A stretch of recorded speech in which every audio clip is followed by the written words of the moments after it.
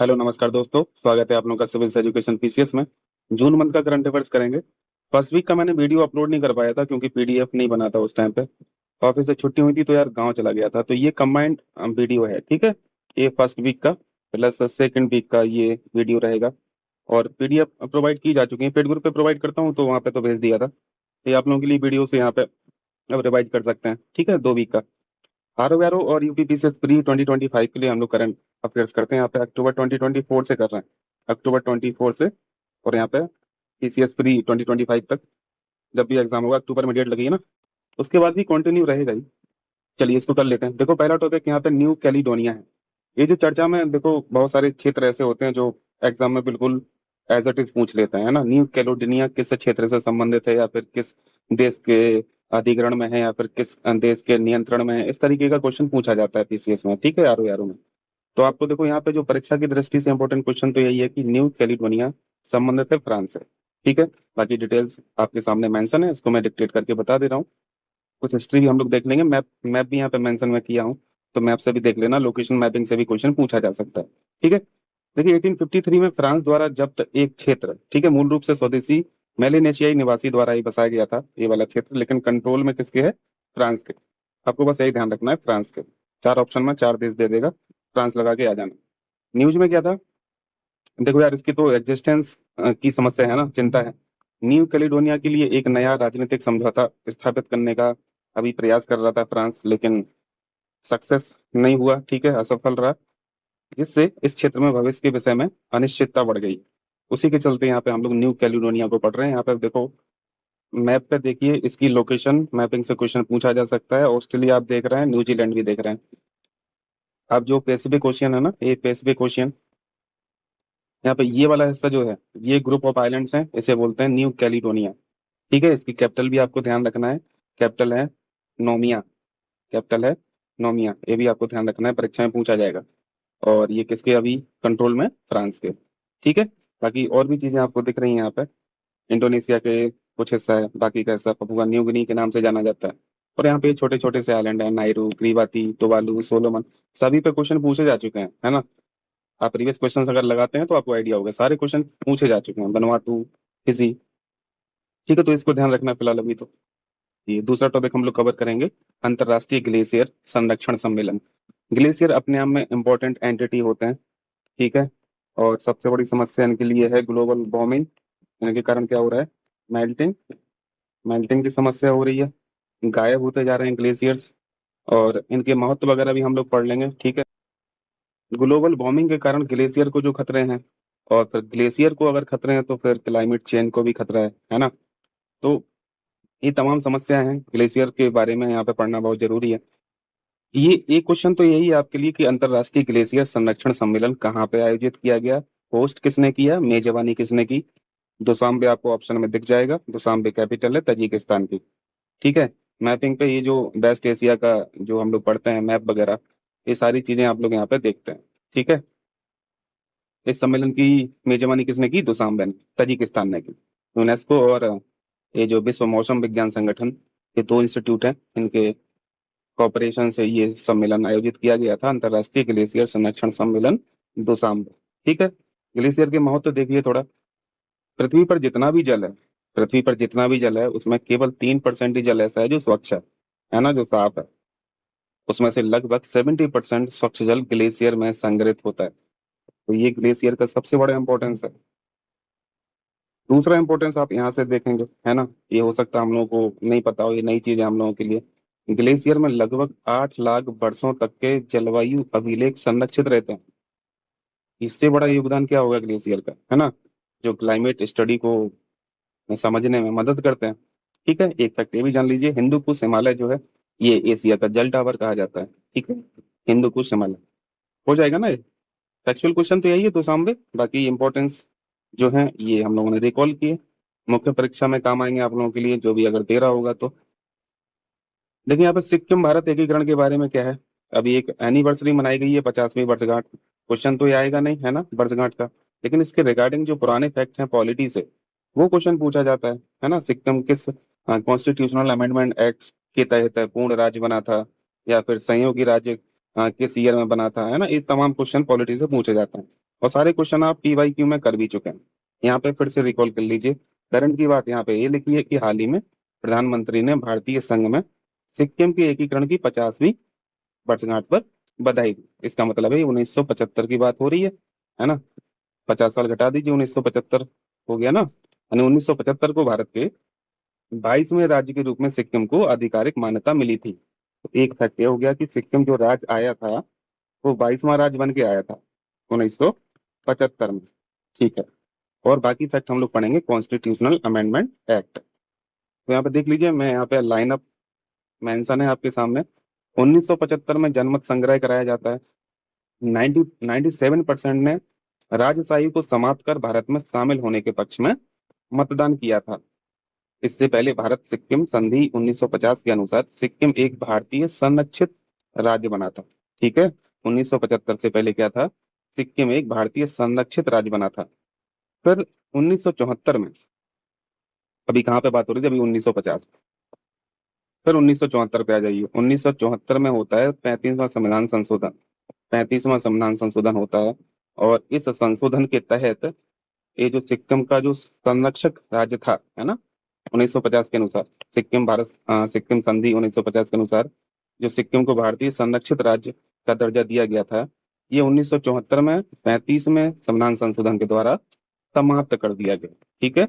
यानी संरक्षक राज्य अब नहीं रहा, अब क्या बन गया? ये सहयोगी राज्य बन गया। तो यही क्वेश्चन पूछे जाते हैं, और ये पूछे भी गए हैं तमाम बार। ठीक है, कि सिक्किम को सहयोगी राज्य किस संविधान संशोधन के तहत बनाया गया था? 1974 35वें संविधान संशोधन। पूर्ण राज्य की बात करते हैं तो हम लोगों को 36वां संविधान संशोधन याद ही है ना। 36वां संविधान संशोधन 1975 पे आ जाइए। यहाँ से ये सिक्किम पूर्ण राज्य बन जाता है। ठीक है, भारतीय संघ का पूर्ण राज्य बन जाता है। ठीक है, तो ये फैक्ट ये हो गया आपके लिए। चलिए, और सिक्किम के बारे में क्या है? सिक्किम गोवा के बाद सबसे छोटा राज्य है। सिक्किम के सोरेंग जिले को भारत के पहले जैविक मत्स्य पालन क्लस्टर के रूप में विकसित किया जा रहा है। एक क्वेश्चन पूछा जा चुका है। ठीक है, ये एग्जाम में पूछा जा चुका है।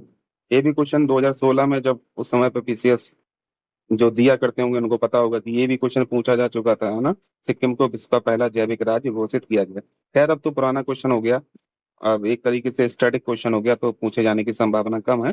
फिर भी जाने रहिए। नदियां हम लोग तीस्ता नदी पढ़ते हैं। अगर बहुत अच्छी मेमोरी है आपकी तो इसको पढ़ लेना, रंगीत, तलुंग, लांचुंग, ये तीस्ता की सहायक नदियां हैं। ज्योग्राफी से अगर कठिन क्वेश्चन पूछेगा तो डाल देगा एक आध नदी का, है ना, सहायक नदी। ग्लेशियर इंपॉर्टेंट, बहुत इंपॉर्टेंट। जम्मू ग्लेशियर कहाँ पे? सिक्किम। बोगटोक ग्लेशियर जो इंपॉर्टेंट है, मैं बस उसी को मेंशन किया हूँ। बोगटोक ग्लेशियर। ये सारे क्वेश्चन PYQ में पूछे जा चुके हैं। ठीक है, एग्जाम में पूछे जा चुके हैं। जम्मू ग्लेशियर कहाँ पे? सिक्किम में। बोगटोक कहाँ पे? सिक्किम में। एक सेपरेट क्वेश्चन नहीं पूछा, मैचिंग में पूछता है, ज्योग्राफी में मैचिंग में पूछता है। दर्रे नाथुला हम लोग पढ़ते हैं, जलेपला पढ़ते हैं, ये डोंग खाला जो है ये भी पढ़ते हैं। नाथुला के बारे में हम लोग जानते हैं, मानसरोवर। मानसरोवर के लिए जो ऑफिशियल रास्ता है वो नाथुला से है ना, सिक्किम से। और एक और ऑफिशियल रास्ता है हिमाचल प्रदेश से, कि उत्तराखंड से। बताइए, सिपकीला कहाँ पे है? सिपकीला पास उत्तराखंड में है कि हिमाचल प्रदेश में? कमेंट करके बताइएगा। नोमैडिक एलिफेंट जो एक्सरसाइज होती है, मैं पता है, मंगोलिया के साथ होती है। PCS में देखो क्वेश्चन इस बार 2024 का अगर दिए होंगे, संस्करण भी साथ में पूछा था और जगह भी पूछी थी, तो दो जानकारी तो आपको चाहिए चाहिए। सिर्फ इतने से काम नहीं चलेगा कि मंगोलिया के साथ हुई थी। ठीक है, ये तो अब ग्रुप D में पूछा जाता है ना, यहाँ तो नहीं पूछा जाएगा। तो यहाँ पे देखिए, आपको संस्करण याद रखना है 17वां। थोड़ा कठिन होता है याद रखना, लेकिन क्या करें, PCS पूछता है तो उसी तरीके से मेमोरी को करना पड़ता है, याद करवाना पड़ता है। जबकि है तो ये बहुत बकवास क्वेश्चन, संस्करण पूछने का क्या मतलब है? ये सारे फैक्चुअल, इतना फैक्ट तो नहीं पूछना चाहिए। और ये आयोजन कहाँ पे हुआ है? मंगोलिया की कैपिटल है उलान बटोर में। ये ऑल्टरनेट वे में होती है। ठीक है, एक बार भारत में होती है, एक बार मंगोलिया में होती है। तो इस बार की जो 2025 की थी, जो 17वीं थी 2025 की, ये तो उलान बटोर में मंगोलिया में हुई। 2024 वाली जो हुई थी वो मेघालय में हुई थी, यानी भारत में। ये भी क्वेश्चन पूछा गया था। ठीक है, उमरोई एक जगह है। नॉर्मली मेघालय में अगर होती है कोई भी एक्सरसाइज तो वो यहीं पे होती है, उमरोई में। ठीक है, तो 25 उलान बटोर, 24 उमरोई। चलिए, मंगोलिया को देख ही रहे हैं, रसिया और चाइना के बीचों बीच में फंसा हुआ है ये मंगोलिया। ठीक है, उलान बटोर कैपिटल है। चलिए, क्वेश्चन कीजिए। चर्चा में रहा बर्च ग्लेशियर। अब देखो जैसे जैमू ग्लेशियर पड़े हो सिक्किम में, जैमू, तो एक जैमू लिख देगा, एक में बर्च लिख देगा, ऐसे दो और ग्लेशियर दे देगा और कंट्रीज से मैच करा लेगा। ठीक है, तो इसको ध्यान रखिएगा। बर्च ग्लेशियर है स्विट्जरलैंड में, भीषण हिमस्खलन के कारण ये चर्चा में रहा। ठीक, बर्च ग्लेशियर। चलिए थोड़ा ट्रेजरी बिल के बारे में पढ़ते हैं। ट्रेजरी बिल के माध्यम से फिर से फाइनेंशियल असिस्टेंस, वित्तीय सहायता दी गई है भारत के द्वारा मालदीव को। तो यहाँ पे ट्रेजरी बिल के बारे में थोड़ा पढ़ लीजिए, इकोनॉमी में क्वेश्चन पूछा जा सकता है। G2G एक ढांचा है, जिसे बोलते हैं government to government. Government to government ढांचे के तहत 50 मिलियन अमेरिकी डॉलर, 50 मिलियन का मतलब हो गया 5 करोड़, 5 करोड़ डॉलर। ठीक है, 5 करोड़ डॉलर के ट्रेजरी बिल पारित करके मालदीव को भारत के द्वारा वित्तीय सहायता दी गई है। तो देखो यहाँ पे, एक तो मालदीव याद रखना, ठीक, पड़ोसी देश है, तो ये फैक्ट याद रखें। और आपको अमाउंट भी याद रखना। स्टेटमेंट में क्वेश्चन पूछेगा तो वो 100 मिलियन लिख देगा, 150 मिलियन लिख देगा, 50 मिलियन लिख देगा, ऐसे क्वेश्चन बना देगा। ठीक, तो ये दोनों फैक्ट याद रखने हैं आपको। 50 मिलियन की फाइनेंशियल असिस्टेंस टी बिल के माध्यम से मालदीव को दी गई। टी बिल क्या है? ये शॉर्ट टर्म लोन होते हैं एक तरीके से, इसके माध्यम से क्या, शॉर्ट टर्म लोन, यानी अल्पकालिक ऋण दिए जाते हैं। Maturity period less than 1 year होती है। ठीक है, लेस देन 1 ईयर, यानी 1 साल में चुकता करना पड़ता है। भारत सरकार द्वारा आरबीआई के माध्यम से जारी किए जाने वाले अल्पकालिक ऋण शॉर्ट टर्म लोन इंस्ट्रूमेंट है। ठीक है, मैच्योरिटी पीरियड 1 साल से कम होती है, यानी 1 साल के लिए लोन दिया गया है भारत सरकार के द्वारा मालदीव को, 5 करोड़ डॉलर का। देखिए यहाँ पे राष्ट्रीय फ्लोरेंस नाइटिंगेल पुरस्कार 2025, अब एक को दिया जाता अगर तो इंपॉर्टेंट हो जाता क्वेश्चन। ये 15 लोगों को दिया गया, खैर ये अच्छी बात है, ज्यादा से ज्यादा लोगों को दिया जा रहा है, बट यहाँ से क्वेश्चन पूछे जाने की संभावना फिर कम हो जाती है। तो बस क्षेत्र याद रखना कि ये किस क्षेत्र में दिया जाता है। अब इनके बारे में अगर हिस्ट्री जानते हैं तो इनका फील्ड भी आप जानते होंगे। ठीक है, ऑस्ट्रिया वॉर के टाइम पे इन्होंने काफी, जो सैनिक हुआ करते थे उस टाइम पे, तो सहायता की थी। ठीक है, जो घायल सैनिक थे उनको जा जाके मेडिसिन, उनकी केयर करना, हेल्प करना, ये सारी चीजें उन्होंने किया था। वही टाइम उनका फेमस होने का भी था। भारत के राष्ट्रपति ने 15 नर्सिंग पेशेवरों को यह पुरस्कार प्रदान किया। इस प्राइज के बारे में क्या है? स्वास्थ्य एवं परिवार कल्याण मंत्रालय द्वारा शुरू किया गया था 1973 में। और उत्कृष्ट, यानी जो एक्सीलेंट नर्सेस होती हैं उनको ये प्रदान किया जाता है। ठीक है, अब फ्लोरेंस नाइटिंगेल, इनके बारे में तो पढ़ ही रहे हैं। अंग्रेजी समाज सुधारक, सांख्यिकी विद्वान थी। 1910 तक इनका समय था, 90 साल जी गई हैं। 1820 से 1910 क्रीमिया वॉर के दौरान प्रसिद्धि मिली घायल सैनिकों की देखभाल की। उस टाइम शायद, अभी पहली बार मैंने ऑस्ट्रेलिया बोल दिया था क्या, सॉरी यार, क्रीमिया वॉर के टाइम पर। ठीक, क्रीमिया तो अब खैर रूस के कब्जे में है। चलिए थोड़ा ट्रोजन हॉर्स स्टाइल ड्रोन हमला जो हुआ है यूक्रेन के द्वारा रूस पर, देखा होगा ना, ट्रक में ऊपर, ऊपर यहाँ पे ऐसी व्यवस्था की थी, ऊपर से ढक दिया गया था, और यहाँ पे ड्रोन यहाँ पे सारे इंस्टॉल थे। इसका नाम ही कैसे है भाई, ये ट्रोजन हॉर्स। पौराणिक कथाओं, खासतौर से ग्रीक पौराणिक कथाएं जो हैं, इसमें इस शब्द का मतलब धोखा होता है, एक उपहार के रूप में प्रस्तुत छुपा हुआ खतरे से। इस शब्द का मतलब बस यहाँ पे है। ठीक है, इस शब्द का मतलब है, यूक्रेन ने ट्रकों में छिपाकर FPV यानी फर्स्ट पर्सन व्यू ड्रोन के माध्यम से एक गुप्त ट्रोजन हॉर्स जैसी रणनीति अपनाते हुए रूसी हवाई ठिकानों पर हमला किया। देखा ही था आपने न्यूज वगैरह में। अब यूएवी तो होते ही अनमैन्ड एरियल व्हीकल होते हैं, कोई बैठता थोड़ी ना इसमें, वो तो छोटी सी मशीन उड़ के जाती है, और उसमें जो भी बारूद होता है वो टकरा जाता है उससे, है ना, जिसको भी टकराना होता है, ब्लास्ट हो जाता है। जिन्हें दूर से नियंत्रित किया जा सकता है, इनके बारे में अभी सीख रहे हैं। FPV जो ड्रोन है, ये ट्रोजन हॉर्स जो है, इनके बारे में क्या है, दूर से नियंत्रित किया जा सकता है, ऑब्वियस है, दूर से ही कंट्रोल किए जाते हैं, जिनमें आगे की ओर लगा कैमरा ऑपरेटर का। बस यही खास बात है, ये जो ट्रोजन स्टाइल वाले जो ड्रोन है ना, आप इसी को रील्स में देख भी रहे होंगे, है ना, तमाम न्यूज चैनल जो चला चला रहे थे उस टाइम पे, वो यही चला रहे थे। उनमें आगे की ओर लगा कैमरा ऑपरेटर का लाइव वीडियो प्रसारित करता है, जिससे ऑपरेटर को पायलट जैसा दृश्य प्राप्त होता है। देखे होंगे आपने क्लिप में, देखा देखा होगा ये चीज, है ना। चलिए। चलिए, मिनी रत्न मिला है अभी 3 कंपनियों को। इन 3 कंपनियों के नाम आपको ध्यान रखना है। रक्षा मंत्रालय ने 3 प्रमुख रक्षा सार्वजनिक क्षेत्र के उपक्रम जो है यानी DPSU, defence public sector units या अंडरटेकिंग्स, कुछ भी बोल लीजिए, मिनी रत्न को दर्जा प्रदान किया गया। एक है एमआईएल यानी म्यूनिशंस इंडिया लिमिटेड। म्यूनिशंस मतलब हथियार ही होता है, चूंकि डिफेंस की पीएसयू हैं तो सब हथियार वगैरह ही बना रही होंगे। दूसरी कंपनी है आर्म्ड व्हीकल्स निगम लिमिटेड, एवीएनएल बोलते हैं, ठीक है, एवीएनएल। और तीसरी है India Optel limited, IOL, India Optel limited. तीनों कंपनियों के मैंने यहाँ पे फंक्शन लिखे हैं, क्या काम करती है। एमआईएल यानी ये जो म्यूनिशंस इंडिया लिमिटेड है, ये गोला बारूद बनाता है, मोटार बनाती है, रॉकेट बनाता है, ग्रेनेड बनाता है। इन सब का निर्माण एमआईएल के द्वारा किया जाता है। ये जो आर्म्ड व्हीकल जो है, अब आर्म्ड व्हीकल भी लिखा है तो व्हीकल से समझ में आ रहा है, अर्जुन टैंक हुआ, T90 टैंक। अब देखो यहाँ से पता चला ना कि T90 टैंक बनाता कौन है, अब पता चला ये कंपनी बनाती है, एवीएनएल, अर्जुन टैंक जो हम लोग पढ़ते हैं डिफेंस में। और आईयूएल जो है ये बनाती है इलेक्ट्रॉनिक सिस्टम, ये जो विजन उपकरण जो होते हैं, दृष्टि उपकरण, ये सारी चीजें आईयूएल के द्वारा बनाई जाती है। ठीक। तो 3 कंपनी के नाम याद रखना। ये मनी रत्न इनको मिला है। ये वैसे मैं हर पीडीएफ में कवर कराता ही हूँ, यहाँ पे भी मेंशन कर दिया हूँ। मैराथन की कुछ कंडीशंस याद रखिए, क्योंकि पूछा गया है एक बार क्वेश्चन। मैराथन को शुरुआत किया गया था 2010 में। कोई कंपनी महारत्न कब बनेगी, उसको पहले नवरत्न तो होना ही चाहिए। बिल्कुल सही बात है, नवरत्न होना चाहिए। अब जैसे नवरत्न कोई कंपनी कब होगी, तो उससे पहले मिनी रत्न होना चाहिए। तो वही चीज यहाँ पे भी है, महारत्न होने से पहले उस कंपनी को नवरत्न होना चाहिए। ठीक है। अब बड़ी बड़ी कंपनी है तो यार स्टॉक एक्सचेंज में तो लिस्टेड होगी ही, है ना, आप शेयर बाय सेल कर सकते हो। यानी स्टॉक एक्सचेंज में कंपनी लिस्टेड होनी चाहिए, ये भी बात ठीक। क्वेश्चन पूछा जाएगा यहाँ से, ठीक है। ये चीज पिछले 3 वर्षों में औसत वार्षिक टर्नओवर जो है कंपनी का, ये 25,000 करोड़ प्लस होना चाहिए। तीनों ही कंडीशन जो है ना, 3 3 वर्षों का है हिसाब यहाँ पर।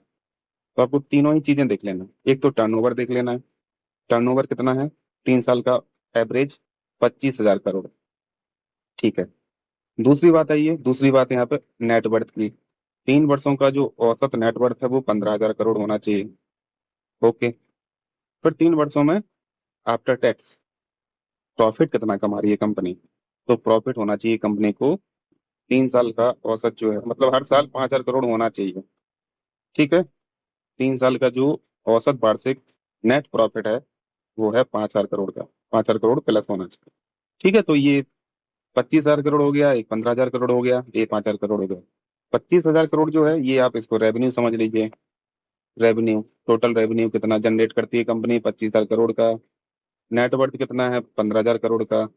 प्रॉफिट कितना कमा रही है, सब टैक्स वैक्स हटा के, ठीक है, लोन वोन अगर है कंपनी में तो वो सब चुका के, तो वो 5,000 करोड़ प्लस होना चाहिए। तो इनकी भी कंडीशंस मैं पुरानी पीडीएफ में मेंशन किया हूँ, आप वहां से देख लीजिएगा। ठीक है। नवरत्न की शुरुआत 1997 में और मिनी रत्न की भी शुरुआत 1997, लेकिन महारत्न की शुरुआत 2010 में। ठीक है, याद रहेगा। चल, भारत का पहला स्वदेशी पोलर रिसर्च पोत किस कंपनी द्वारा बनाया गया। भारत का पहला स्वदेशी, स्वदेशी इसलिए मैंने यहाँ पे बस मेंशन किया हूँ। स्वदेशी पोलर रिसर्च पोत, पोलर से समझ में आ रहा होगा, पोल वोल पे जाएगा वहां पर रिसर्च वगैरह करेगा। ठीक है। रिसर्च के पर्पज से यूज किया जाएगा। इसको बनाया है गार्डन रीच शिप बिल्डर्स ने। ये जो डिफेंस कंपनी है ना, जैसे एक मझगांव है ना, मझगांव है, गार्डन रीच है, ये सब बनाते हैं डिफेंस, डिफेंस से संबंधित ये पोत वगैरह बनाते हैं। और नवल शिप्स वगैरह बनाते हैं। एक क्वेश्चन हो रहा है, भारत जैन, भारत जैन क्या है। भारत जैन यहाँ से आप समझ सकते हैं नाम से, वैसे भारतीय भाषाओं के लिए देश का पहला स्वदेशी रूप से विकसित एआई आधारित multi modal large language model, Bharat Jain, लगा लेंगे ना। ठीक है। एक और क्वेश्चन है, जून 2025 तक, जून 2025 तक रामसर साइट्स कितने हो गए, टोटल हो गए 91। ठीक है। इनको हम लोग डिटेल पढ़ेंगे अभी सेकंड वीक में, वो पढ़ेंगे इसी वीडियो में ही, बाद में मिलेंगे स्लाइड इसको, 2 4 स्लाइड के बाद वो मिल जाएगा आपको। चलिए कुछ पढ़ते हैं, राष्ट्रीय आपातकाल के बारे में पढ़ते हैं। 1975 जानते हैं भैया, राष्ट्रीय आपातकाल, 12 जून की डेट आपको ध्यान रखना है। अब इसमें जितने भी फैक्ट हैं नेशनल इमरजेंसी से संबंधित, सारे फैक्ट हम लोग को पढ़ लेना। पॉलिटी से क्वेश्चन भी पूछे जाते हैं, है ना। तो पॉलिटी के पर्सपेक्टिव से भी पढ़ लेंगे। राष्ट्रीय आपात का भी 50 वर्ष पूरे हुए हैं। 1975 अभी हम लोग एक और पढ़े थे, 50वीं वर्षगांठ पढ़े थे, है ना। चलिए लाइन अप देखते हैं थोड़ा जल्दी जल्दी से। ये मोटा मोटा तो बताइए, 1975 नेशनल इमरजेंसी। देखो क्या हुआ था। 1971 में चुनाव होते हैं, ठीक है, 1971 में चुनाव होता है। पीएम इंदिरा गांधी ने, समाजवादी नेता थे जिनका नाम था राज नारायण, इनको चुनाव में इन्होंने हरा दिया, इंदिरा गांधी जी को हरा दिया। लेकिन राज नारायण साहब को लगा कि यार चुनाव में तो कुछ गड़बड़ हुई है ना। यानी चुनावी कदाचार के आधार पर राज नारायण ने इस इलेक्शन को न्यायिक चुनौती दी, यानी चैलेंज कर दिया, कुल मिला के मुकदमा डाल दिया। सरकारी मशीनरी और सार्वजनिक धन का दुरुपयोग और लोक, ये जो पब्लिक रिप्रेजेंटेटिव एक्ट है 1951 का, इसके उल्लंघन के आधार पर 12 जून को इलाहाबाद हाई कोर्ट ने इस चुनाव को अमान्य घोषित कर दिया। तो जानती हैं, कोर्ट नंबर भी मैं बता दे रहा हूँ, कोर्ट नंबर था 34। ठीक है, खैर ये पूछेगा नहीं, मैं बस जानकारी के लिए बता दे रहा हूँ। इलाहाबाद हाई कोर्ट का कोर्ट नंबर 34 जो है, इसी में बहस हुई थी इस मुकदमे की। ठीक है, इलाहाबाद हाई कोर्ट ने, ठीक है, इसको अमान घोषित कर दिया। अब अमान घोषित कर दिया तो फिर पीएम पद पर बैठने के लिए हकदार नहीं रही। इंदिरा गांधी को पीएम पद पर बने रहने के लिए अयोग्य ठहरा दिया गया। तो ये जो डिसीजन आया था ना, 12 जून को आया था, इलाहाबाद हाई कोर्ट का जो डिसीजन आया था, यानी अमान घोषित कर दिया था चुनाव को, ये 12 जून को। तो ये 12 जून याद रखना। ठीक, अब इसके बाद क्या होता है।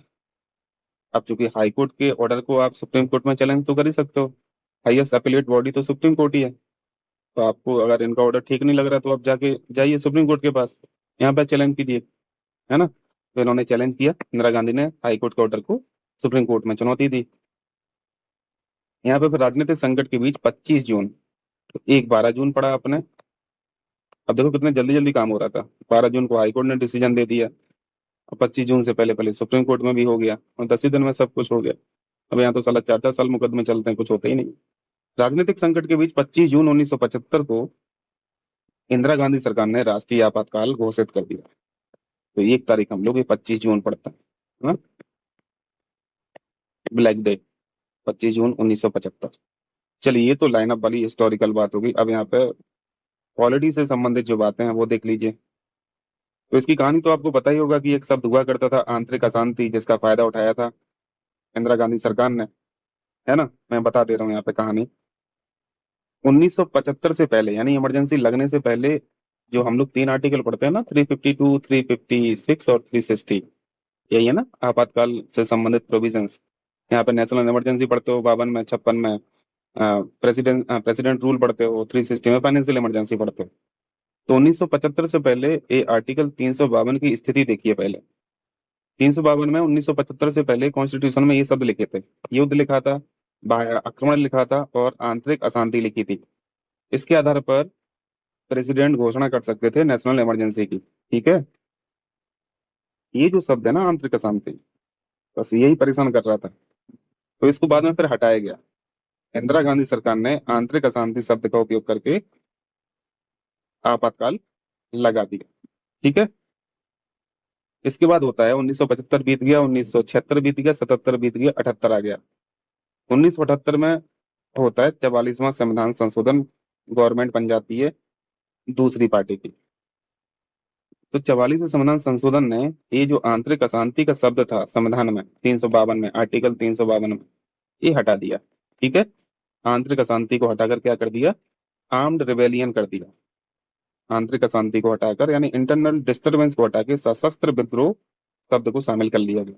ठीक है, तो ये बातें आंतरिक अशांति के बारे में थी, ध्यान रखना। 44वां संविधान संशोधन तमाम बार पूछा गया है, 1978 याद ही है। ठीक है, 42 जो हुआ था वो 1976 में, मिनी कॉन्स्टिट्यूशन उसको बोलते हैं।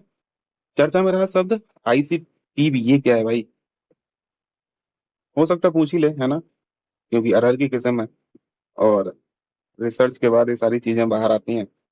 टेम्परेचर रेजिस्टेंट, टेम्परेचर रेजिस्टेंट बोल लीजिए, या फिर टेम्परेचर टॉलरेंट बोल लीजिए।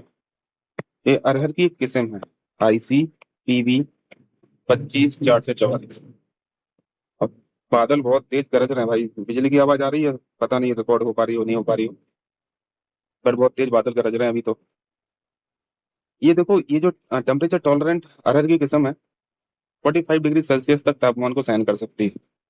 बहुत बड़ी बात है यार, 45 डिग्री सेल्सियस तक, है ना, इतने में तो फसलें मर जाती हैं। चलिए, अभ्यास खान क्वेस्ट देखते हैं। अभ्यास खान क्वेस्ट मल्टी नेशन सैन्य अभ्यास है। संस्करण फिर से याद करना पड़ेगा। सबसे गंदी चीज जो है यूपीपीसीएस आरओ में, संस्करण याद कैसे करे यार कोई, है ना। 22वां संस्करण खान क्वेस्ट। ठीक है, कहाँ पे हुआ? मंगोलिया में, उलान बटोर। अभी आपने एक और एक्सरसाइज पढ़ी थी मंगोलिया के साथ जो होती है ना, नोमैडिक एलिफेंट। भारतीय सेना ने भी भाग लिया, ठीक है। भारतीय सेना की एक टुकड़ी थी जिसका नाम था कुमाऊं रेजिमेंट। चलिए, तो अभ्यास खान क्वेस्ट जो है मल्टी नेशन सैन्य अभ्यास है। हमारी भी जिम्मेदारी थी, हमने भी पार्टिसिपेट कर लिया। कहाँ पे हम लोग गए? उलान बटोर चले गए थे पार्टिसिपेट करने। ठीक है। शुरुआत में 2003 में अमेरिका और मंगोलिया के द्विपक्षीय अभ्यास के रूप में प्रारंभ हुआ था। अब देखो, अभी मल्टी नेशन है, आज की डेट में मल्टी नेशन अभ्यास हो गया। शुरुआत में लेकिन ये सिर्फ दो ही देशों के द्वारा किया गया था, मतलब बाइलेटरल एक्सरसाइज थी, हुआ करती थी अमेरिका और मंगोलिया के बीच में। ठीक। चल, ये रिवाइज कर लीजिए जल्दी से। इसको भी मैं हर पीडीएफ में डाल ही देता हूँ। गणो शक्ति किसके साथ होता है? भारत इंडोनेशिया। इसको जल्दी जल्दी से रिकॉल कर लेते हैं। Ekuverin, Bharat Maldives. Hand in hand किसके साथ होती है? भारत चाइना के साथ होती है। Bold Kurukshetra, India Singapore. Mitra Shakti Sri Lanka के साथ होती है। नोमैडिक एलिफेंट अभी पड़ा मंगोलिया। शक्ति फ्रांस के साथ होती है। सूर्यकर्ण नेपाल के साथ हम लोग पढ़ते हैं। युद्ध अभ्यास बहुत इंपॉर्टेंट, अमेरिका के साथ। एक नई एक्सरसाइज इसको याद रखना, पास एक्स। ठीक है, पास एक्स, ये इंडियन नेवी और इंग्लैंड की नेवी के साथ होता है। ठीक। चलिए, वेरी वेरी इंपॉर्टेंट टॉपिक, ये जो हमारा वाइल्ड प्रोटेक्शन एक्ट है, वन्य जीव संरक्षण अधिनियम 1972 वाला, इसमें कुछ अमेंडमेंट की मांग की गई है, अनुरोध किया गया है। तो वो देख लेंगे कि संशोधन की मांग जो की जा रही है वो मांग क्या है, क्या डिमांड की जा रही है और किस राज्य के द्वारा डिमांड की जा रही है। यही दो तीन क्वेश्चन पूछे जा सकते हैं। बाकी 1972, WPA 1972, कुछ और भी बातें हैं। ठीक है, मैं कुछ और भी बातें यहाँ पे इंपॉर्टेंट मेंशन किया हूँ आप लोगों के लिए, वो जानना जरूरी है। जैसे वन्यजीव लिखा है ना, तो वन्यजीव से हम लोग समझते हैं कि इस एक्ट के तहत जो प्रोटेक्शन दिया जाता होगा वो वाइल्ड लाइफ को दिया जाता होगा सर, है ना, यानी जानवरों को दिया जाता होगा। तो ऐसा नहीं है। ठीक है, वाइल्ड लाइफ लिखा है ना, तो वाइल्ड लाइफ में तो प्लांट्स भी आ जाते हैं ना। जंगली जीवन सिर्फ जानवरों का थोड़ी ना है। जंगली जीवन, वहां पे जंगली जो पौधे हैं, प्लांट्स हैं, उनका भी तो है ना। तो ये प्लांट्स पे भी लागू होता है, ये एक्ट प्लांट्स को भी प्रोटेक्ट करता है। यही इंपॉर्टेंट बात है, नीचे में मेंशन किया हूँ, आपको रिकॉल करा दूंगा। वन्यजीव संरक्षण अधिनियम 1972 में पहला इंपॉर्टेंट क्वेश्चन संशोधन से संबंधित केरल राज्य के द्वारा डिमांड की गई है। ठीक है, कि इसमें संशोधन होना चाहिए। अब क्या होना चाहिए ये देख लीजिए यहाँ पे। केरल सरकार बोलती है केंद्र सरकार से, उन जंगली जानवरों को नियंत्रित शिकार की अनुमति दी जाए जो मानव जीवन या कृषि के लिए खतरा उत्पन्न करता है। ये केरल सरकार बोल रही है केंद्र सरकार से कि ऐसा अमेंडमेंट इस एक्ट में होना चाहिए। अब बात तो सही है, ये जो वाइल्ड और मैन कॉन्फ्लिक्ट है, ये बहुत सीरियस तो रहते ही है ना। लेकिन इस एक्ट के तहत आप लोग शेड्यूल नंबर 1 पढ़ते होगे, अनुसूची 1 पढ़ते होगे ना। अनुसूची 1 में जो भी एनिमल आते हैं उसको हाईएस्ट डिग्री ऑफ प्रोटेक्शन होता है, ये भी आप लोग जानते हैं। आप उन जानवरों को मार नहीं सकते हो, उसमें दंड के प्रावधान है, पनिशमेंट के प्रावधान है, जेल हो जाती है तुरंत, है ना। लेकिन यही जानवर अगर आदमियों को या फिर फसलों को या फिर मानव जीवन को प्रभावित करें, तब तो ये जायज डिमांड है ना केरल सरकार की।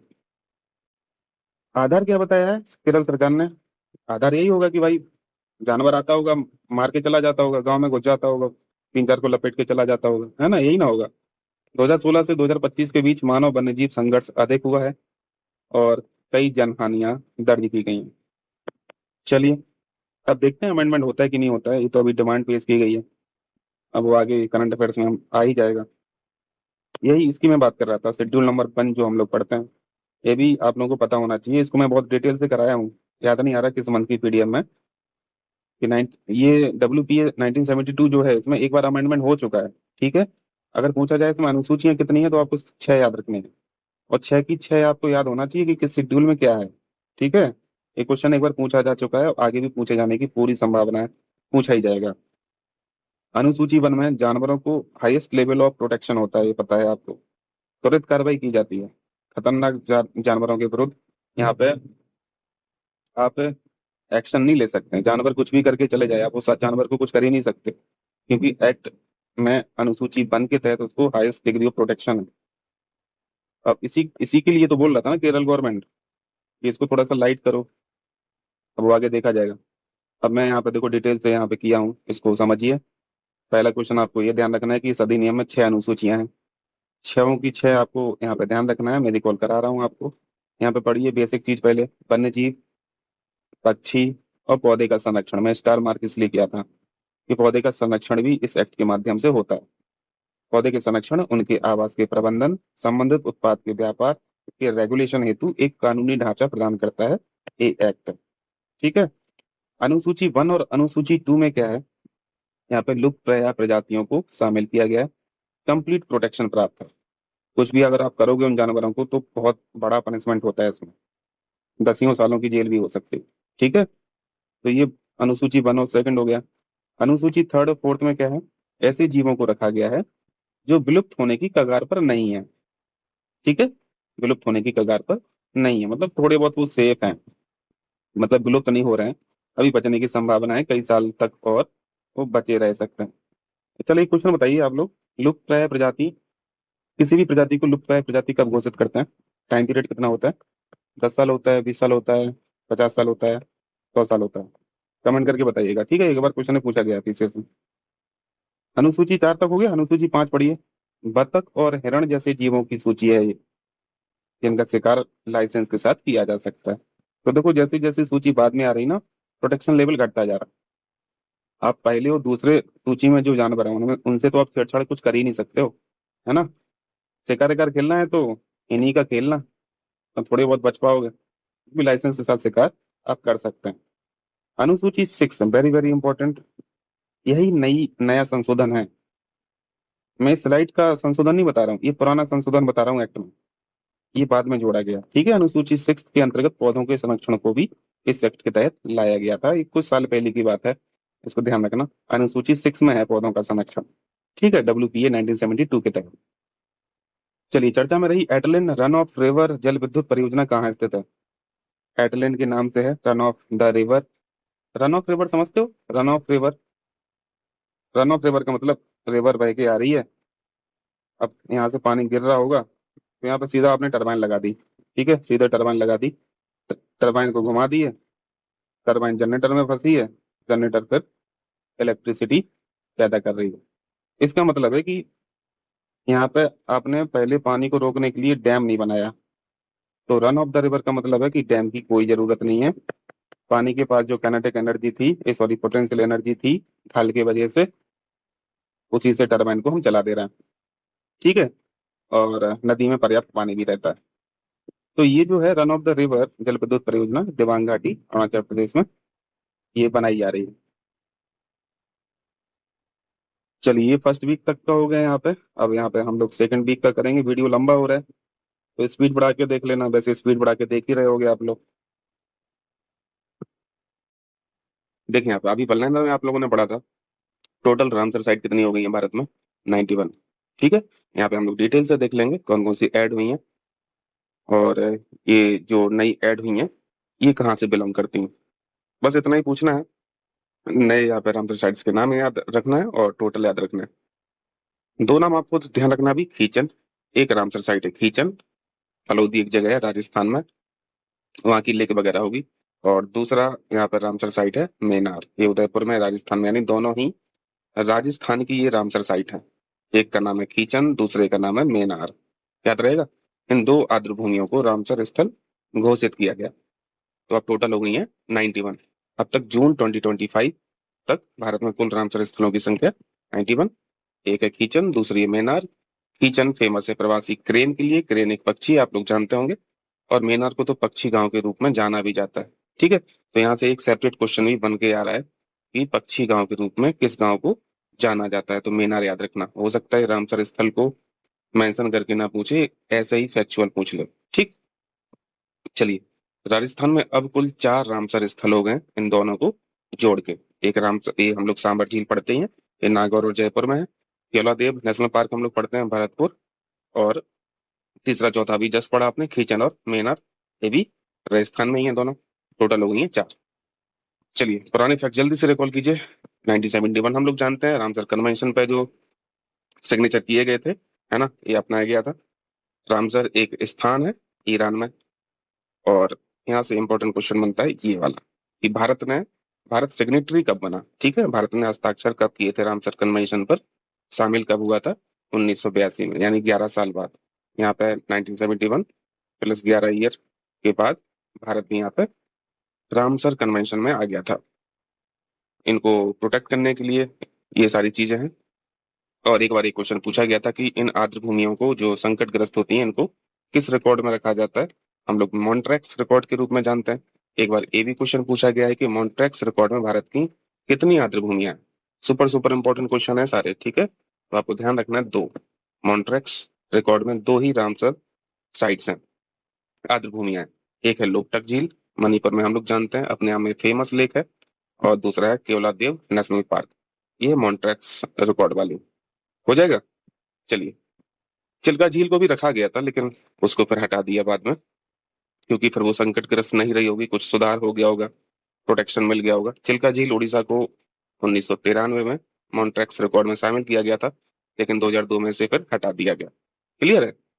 ये जो चिल्का झील साइट है, ये एशिया से पहली साइट थी जिसको मॉन्ट्रैक्स रिकॉर्ड में रखा गया था, बट अब नहीं है। लेकिन ध्यान रखना आपको, इसको रखा गया था।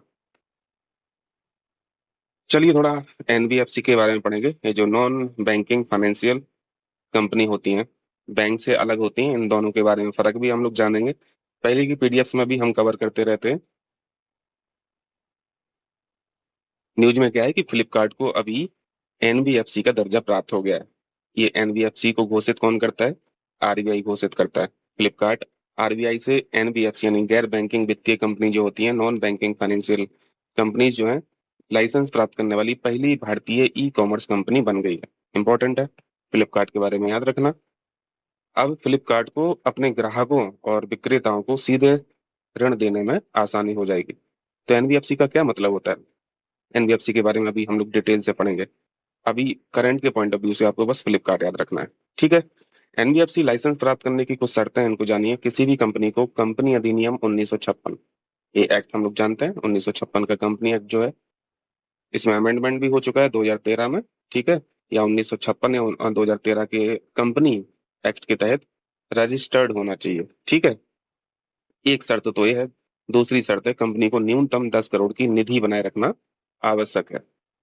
अगर आप लोन दे रहे हैं, है ना, लोन दे रहे हैं, तो आपके पास इतनी निधि होना चाहिए, ठीक है। चलिए, दोनों में फर्क देखिए, एनबीएफसी और बैंक, इनमें फर्क क्या होता है।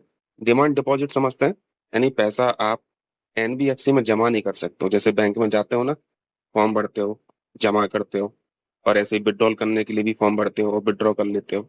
तो ये बैंक में तो होता है लेकिन एनबीएफसी में नहीं होता है। यहाँ पे डिमांड डिपॉजिट एक्सेप्ट नहीं किए जाते एनबीएफसी में, लेकिन बैंक में, बैंक तो खैर फाइनेंशियल सर्विस वाइड रेंज में प्रोवाइड कराता है ना, सारी चीजें होती हैं, चेक वगैरह भी आप इशू करते हैं, है ना।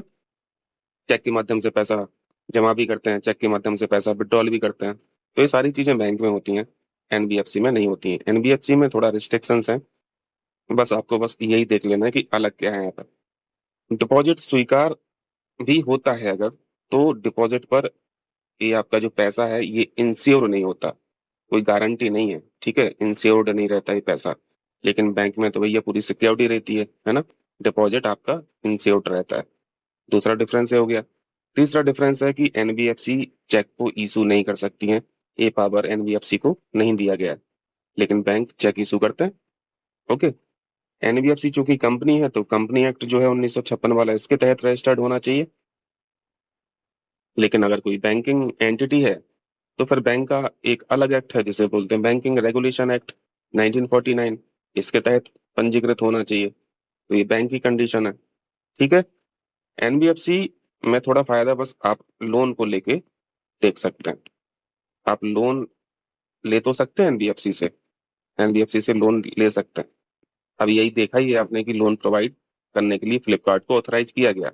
इसका फायदा क्या है कि एनबीएफसी से लोन जल्दी, है ना, जल्दी ग्रांट हो जाता है, जल्दी ग्रांट हो जाता है। इजी प्रोसेस है, बहुत ज्यादा पेपर वर्क वगैरह नहीं होता है। जैसे आप बैंक में देखते हैं, बैंक में लोन लेना एक दिन का काम नहीं है, ठीक है, आपको हफ्तों भर जाना पड़ सकता है। लेकिन एनबीएफसी में कुछ नहीं होता है, आप अप्लाई कीजिए, आपका कम से कम पेपर वर्क भी होता है और जल्दी से जल्दी सैंक्शन भी हो जाता है आपका लोन।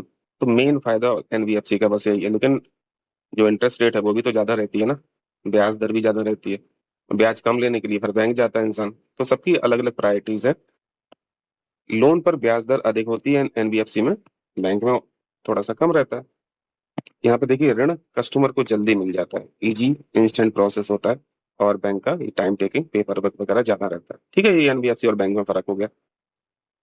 एक क्वेश्चन कीजिए, थर्मोफिलिक बैक्टीरिया। थर्मो से हम लोगों को समझ में आता है टेम्परेचर, है ना, टेम्परेचर। तो ये जो थर्मोफिलिक बैक्टीरिया है, चर्चा में रहे, इनका संबंध किससे है? लगा ले जाएंगे आप। थर्मो का अगर आप रूट मीनिंग जानते हैं तो आप लगा ले जाएंगे, चरम तापमान वाले वातावरण में ये बैक्टीरिया पनपते हैं। चलिए, पीएम प्रणाम योजना के बारे में देखते हैं। क्योंकि योजना पुरानी है, स्कीम पुरानी है, इसमें कुछ रिव्यू किया गया है, तो वही रिव्यू देख लेंगे कि क्या यहाँ पे डेवलपमेंट हुए हैं फर्दर इसमें। पीएम प्रणाम योजना संबंधित किससे थी? जब ये लॉन्च की गई थी तो क्वेश्चन पूछा गया था, पीसीएस ने क्वेश्चन पूछा था, पीएम प्रणाम योजना का संबंध किससे है? चार ऑप्शन आपको दिए गए थे। 2023 पहला फैक्ट आपको ये याद रखना है, क्योंकि स्कीम और उसके सामने ईयर, ये क्वेश्चन तो देखो आता ही आता है, पीसीएस अब इस तरीके से क्वेश्चन पूछता है। 2023 में शुरू की गई योजना जिसका उद्देश्य, आपको पर्पज भी जानना है कि ये स्कीम है किस लिए।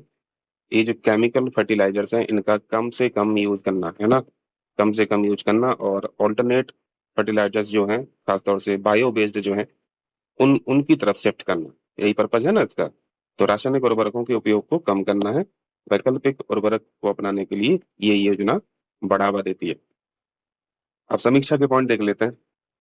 अब चूंकि केमिकल जो फर्टिलाइजर्स हैं यहाँ पे कम से कम यूज करना है, तो समीक्षा में यही आया होगा कि कितना लोगों ने केमिकल फर्टिलाइजर्स को यूज कम से कम किया, और बायो बेस्ड जो फर्टिलाइजर्स हैं वहाँ पे शिफ्टिंग कितनी हुई है ना, यही तो होगा समीक्षा में।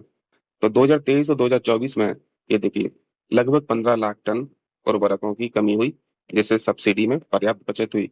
ये देखो मुख्य परीक्षा के लिए वैसे इंपॉर्टेंट पॉइंट है, जैसे कृषि से संबंधित अगर कोई निबंध आया है तो आप ये सारे पॉइंट्स यहाँ पे डाल सकते हैं, और यही सब डालेंगे तो भर के नंबर मिलता है।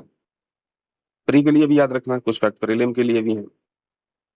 अब प्रीलिम के लिए कम से कम इतना तो ध्यान रख ही सकते हैं कि ये जो योजना है ये काम कर रही है, ठीक है, लोग शिफ्ट कर रहे हैं, केमिकल फर्टिलाइजर्स को कम से कम यूज करने की कोशिश एटलीस्ट कर रहे हैं। ये फैक्ट प्रीलिम के लिए इंपॉर्टेंट है। कर्नाटक ने सबसे अधिक बचत की है, ठीक है, सबसे अधिक बचत की है, कर्नाटक के बारे में ध्यान रखना। चलिए इसको देखिए, मैडॉक हाइड्रो प्रोजेक्ट जो है, प्रोजेक्ट है चाइना वालों का। ब्रह्मपुत्र रिवर के बारे में आप लोग जानते हैं, है ना, मानसरोवर लेक से निकलती है और पूरा पैरेलल चलती है नेपाल से। यहाँ पे अरुणाचल प्रदेश के ऊपर अगर आप इसकी लोकेशन देखेंगे तो यू टर्न लेती है ना, यू टर्न लेती है, इसको बोलते हैं यू टर्न। और यहाँ पे एक माउंटेन भी है जिसके बारे में पूछा गया है कई बार, इसका नाम है नमचा बर्मा, नमचा बर्मा इस माउंटेन का नाम है। इसके बाद ये फिर अरुणाचल प्रदेश में एंटर करती है रिवर, इतना जानते हैं। तो ये जो मैडोक हाइड्रो प्रोजेक्ट है चाइना वालों का, ये जहां से यू टर्न ले रही है ब्रह्मपुत्र नदी, यहीं पे ये प्रोजेक्ट बना रहा है। ये जल विद्युत परियोजना जो है यहीं पे ये बना रहा है। तो चीन की जल विद्युत परियोजनाओं ब्रह्मपुत्र नदी को लेकर भारत के लिए चिंता का विषय बना, ठीक है। अब यहाँ पे अगर डैम बना देगा, डैम चाहिए ना हाइड्रो प्रोजेक्ट के लिए, तो रन ऑफ रिवर प्रोजेक्ट नहीं है, ठीक है, रन ऑफ रिवर का मतलब मैंने बताया था।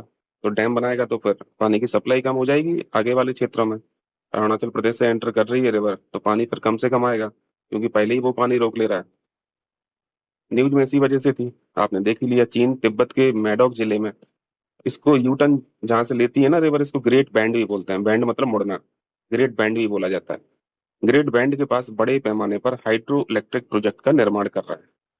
इस प्रोजेक्ट का नाम आप याद रखना। ग्रेट बैंड नदी का वह क्षेत्र है जहां से नदी यू आकार में मुड़ती है, ये भी आपने सीख लिया। उसके बाद ये फिर अरुणाचल प्रदेश में एंटर करती है, ये भी आप जानते हैं।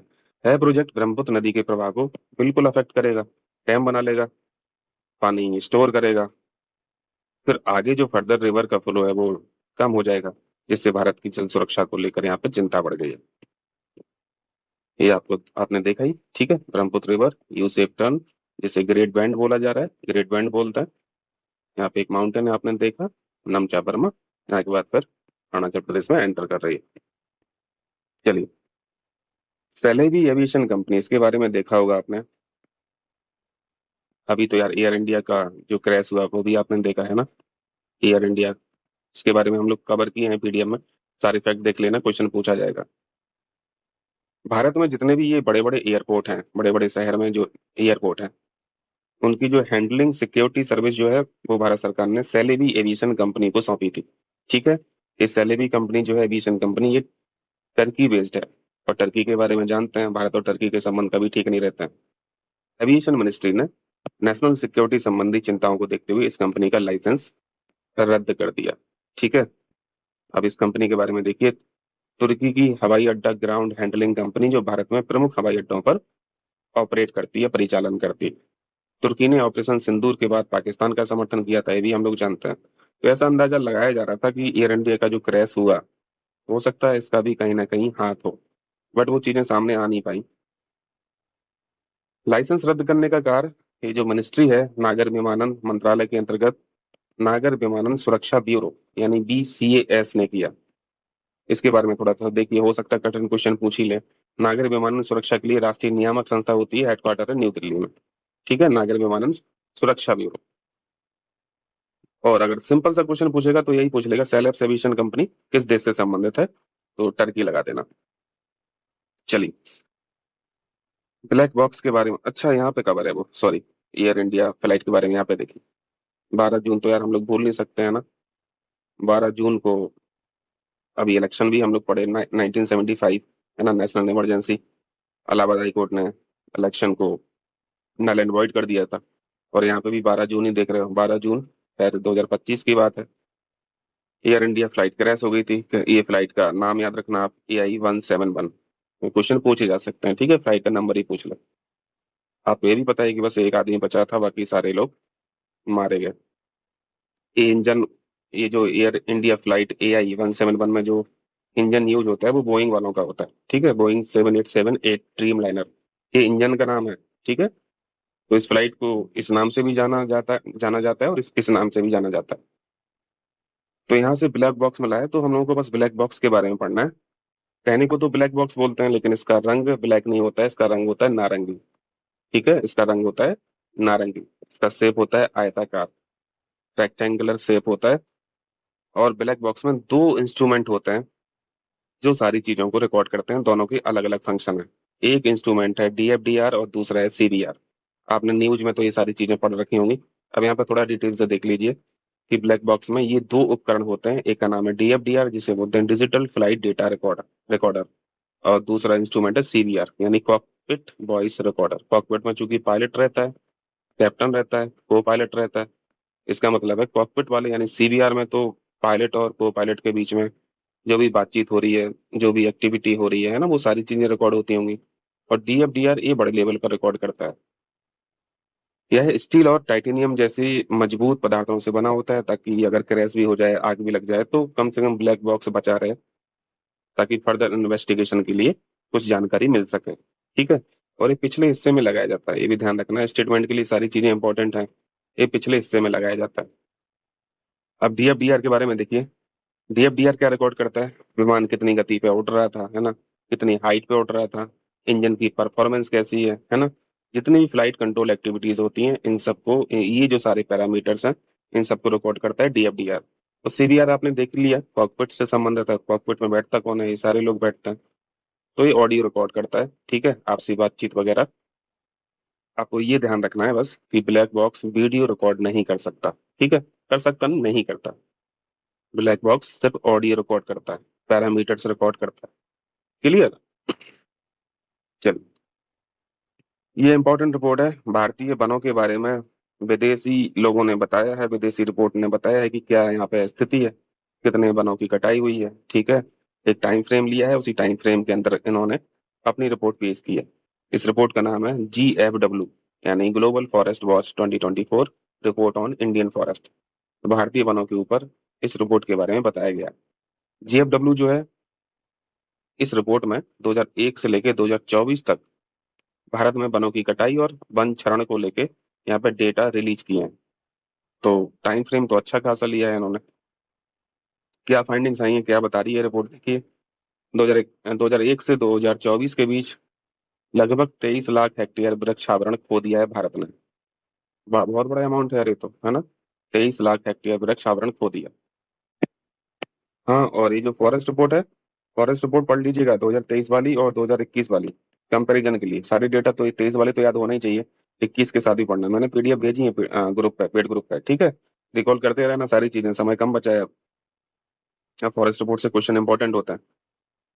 चलिए, वर्ष 2024 में, 24 में ही, अब इन्होंने एक ही साल का बताया कि वर्ष 2024 में ही भारत ने 1.5 लाख हेक्टेयर नेचुरल फॉरेस्ट जो है इनको खो दिया, जिससे 68 मिलियन टन कार्बन डाइऑक्साइड का यहाँ पे सीक्रेशन हुआ है, उत्सर्जन हुआ है।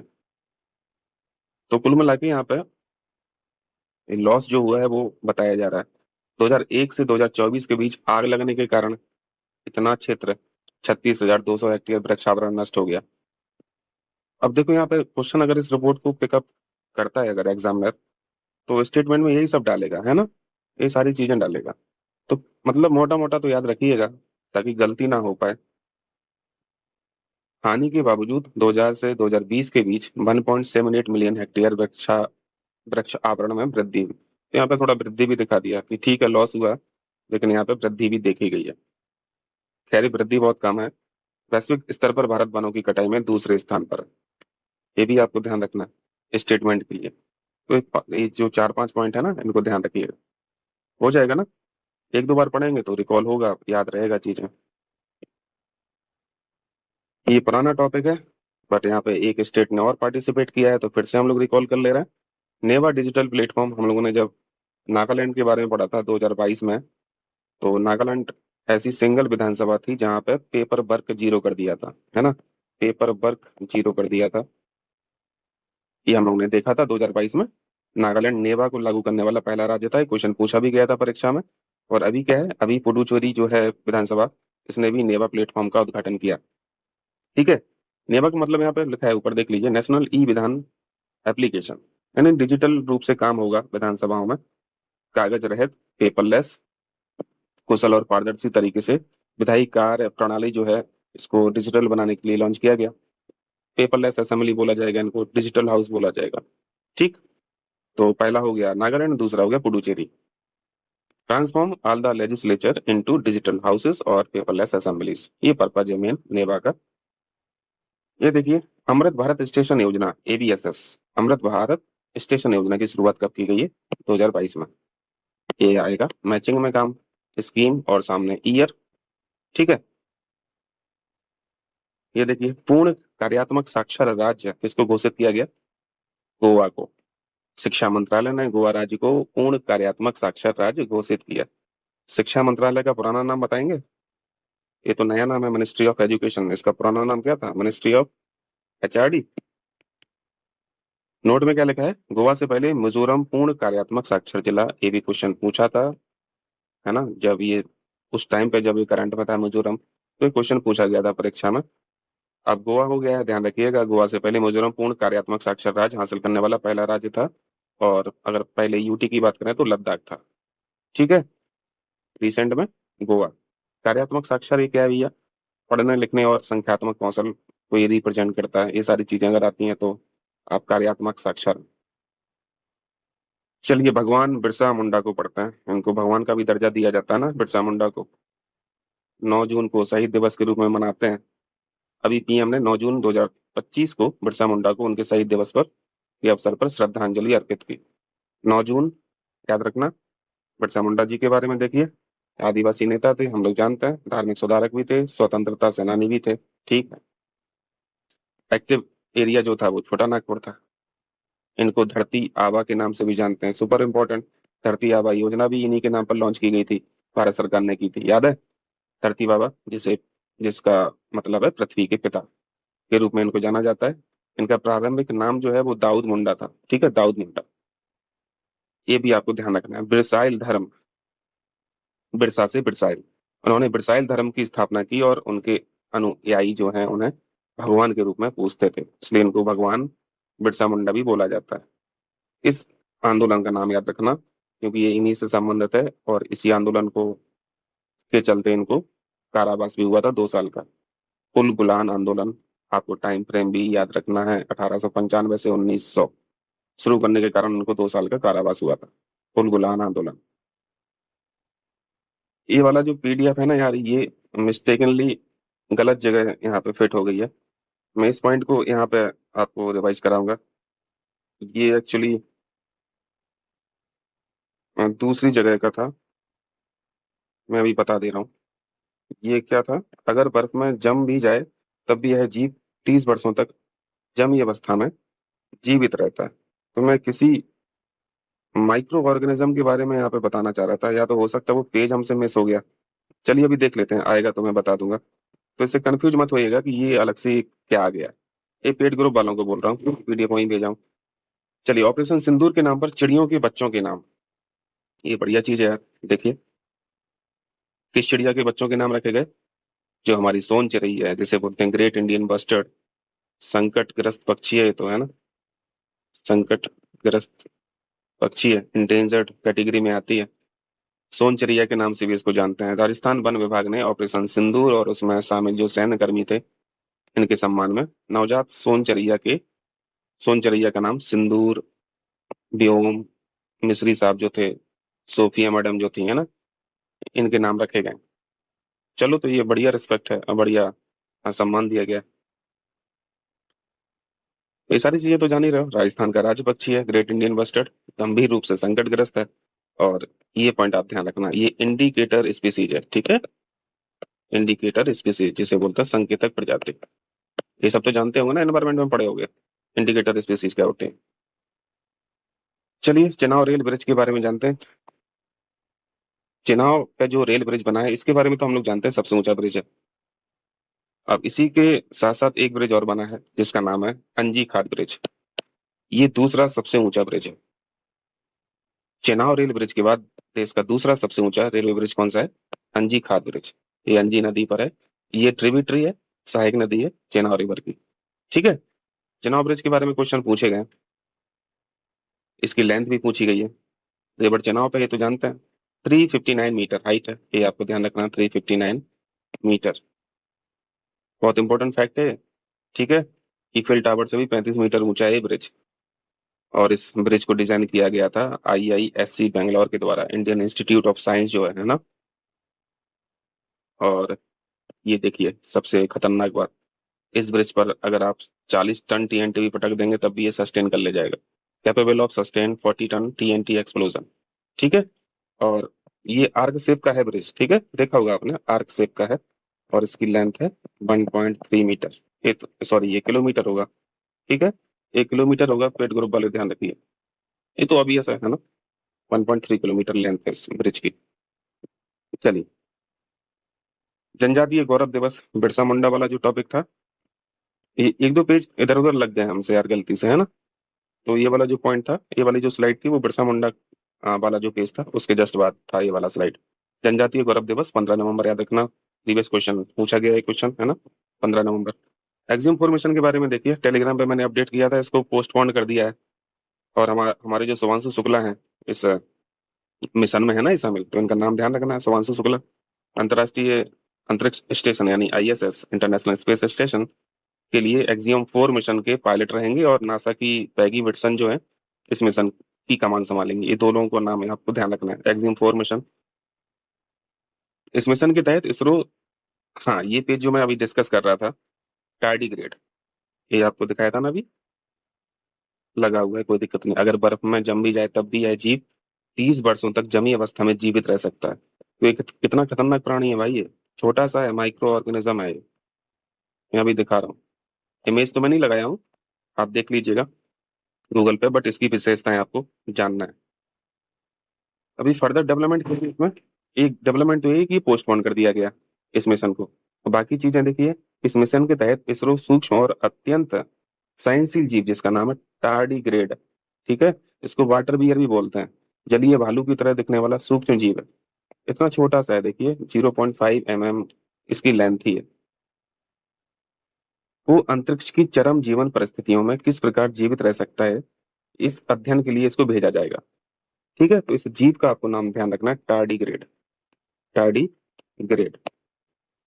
लेंथ देखिए कि बहुत छोटा सा ऑर्गेनिज्म है ये देखिए यार, 600 मिलियन वर्षों से एग्जिस्टेंस में है ये प्राणी, ये जीव। 600 मिलियन वर्ष यानी 60 करोड़ वर्षों से ये एग्जिस्ट कर रहा है, अभी विलुप्त तो नहीं हुआ है। तो इससे भयावह चरम स्थिति किसने मतलब जी होंगी, है ना। ये -272.95, इससे कम टेम्परेचर नहीं होता है, इससे कम टेम्परेचर एग्जिस्ट नहीं करता है, ठीक है। तो ये इसमें भी रह लेता है। और 150 डिग्री सेल्सियस तक, 100 डिग्री सेल्सियस पे पानी बॉईल करता है, तो 150 डिग्री सेल्सियस तक तापमान में रह सकता है। तो मतलब रेंज देख रहे हो, -272, इसको वैसे 273 लिख लीजिए, -273 डिग्री सेल्सियस से +150 डिग्री सेल्सियस, इसमें ये सर्वाइव कर ले जाता है। तभी तो इसको भेजा जा रहा है कि वहां पे जाएगा, तो वहां पे देखते हैं ये सर्वाइव कर पा रहा है नहीं कर पा रहा है, किस तरीके से अपने अपने मतलब अपने मेटाबॉलिज्म को ये बदलता है ना, सर्वाइवल के लिए। तो वो सारी चीजें यहाँ पे स्टडी की जाएंगी नासा और इसरो के द्वारा। ठीक है, एक पॉइंट हम लोगों ने इनके बारे में, टार्डिग्रेड के बारे में ऊपर अभी देखा। ये बर्फ में भी जम जाएगा तो 30 साल तक ये जीवित रह सकता है। तो ये हमारा हो गया, ये सेकंड वीक तक करंट अफेयर्स हम लोगों ने पढ़ लिया जून का। थर्ड वीक का मिलेगा, हाँ पीडीएफ प्रिपेयर कर रहा हूँ, हो जाएगा तो अपलोड कर दूंगा। ठीक है, तो बढ़िया से रिवाइज कीजिए, जीएस का भी आपका इसमें रिवाइज होता है इन सब पीडीएफ्स में। और ज्यादा से ज्यादा पीवाई क्यूज लगाइए, अभी अभी टेक्स्ट बुक पढ़ने का समय नहीं है। छोटी छोटी चीजें देखो, छोड़ना नहीं है। मैं आपसे टॉपिक डिस्कस कर रहा हूँ, करंट अफेयर्स आपको 2 से 3 बार पढ़ना है। आप घटना चक्र पूर्वालोकन जीएस के लिए आप रिवीजन, पीवाई क्यूज के लिए रिवीजन कर ही रहे होंगे, है ना, मल्टीपल क्वेश्चंस के लिए। तो एमसीक्यू ज्यादा से ज्यादा रिवाइज कीजिए, सारे सब्जेक्ट आपके अभी तक मुझे लगता है एक रीडिंग 2 रीडिंग तो हो जानी चाहिए। 1 महीने का समय और बचा है, जो जो चीजें छूटी हैं जीएस में पूर्वालोकन से, उसको जल्दी से कंप्लीट कर लीजिए। करंट अफेयर्स को 2-3 बार रीड करना है, ठीक है। 2 सोर्स रखना कम से कम, एक सोर्स तो मैं प्रोवाइड करा ही रहा हूँ आपको। आप लोग इसके बारे में सोर्स पूछते हैं कि ये बनाते किससे हैं, तो मैं बता दूं, ये 2-3 सोर्स का ही कंटेंट रहता है आपके पास। घटना चक्र का भी रहता है, दृष्टि आईएएस का भी रहता है, और कुछ चीजें डे आईएएस की भी ले लेता हूँ, जो मुझे मेरे अनुभव के हिसाब से मुझे इंपॉर्टेंट लगता है आरओ के लिए और पीसीएस के लिए। ठीक है, तो ये सारी चीजें करना है। जो भी टॉपिक है इसके अलावा, जैसे सेंसस हुआ उसको भी आपको पढ़ना है, यूपी स्पेशल है इसको भी आपको पढ़ना है, स्कीम अलग से पढ़ लेना, ठीक है। ये जितनी भी सरकारी स्कीम है इनको भी अलग से पढ़ना है, मिनरल डेटा वगैरह पढ़ लेना। इसके अलावा एग्रीकल्चर से भी 3-4 क्वेश्चन, खासतौर से आरओ डालता है, तो एग्रीकल्चरल वाले डेटा पढ़ लेना। वो मंडल आर्थिकी वाली किताब जो आती है ना, घाटा चक्र की, उसी को पढ़ लेना। मैं उसको कवर भी करा दूंगा, मैं सिनॉप्सिस बना दूंगा तो भेज दूंगा आप लोगों को। ठीक है, तो उसमें सारी चीजें मिल जाती हैं, उसमें एग्रीकल्चरल डेटा भी मिल जाते हैं, मिनरल डेटा भी मिल जाते हैं, सारी चीजें उसमें मिल जाती हैं। तो वहां से एक्सपेक्टेड रहता है कि वो 3-4 क्वेश्चन वहां से डाले। ठीक है, तो इसको कीजिए, फिर मिलते हैं नेक्स्ट वीडियो में। Thank you.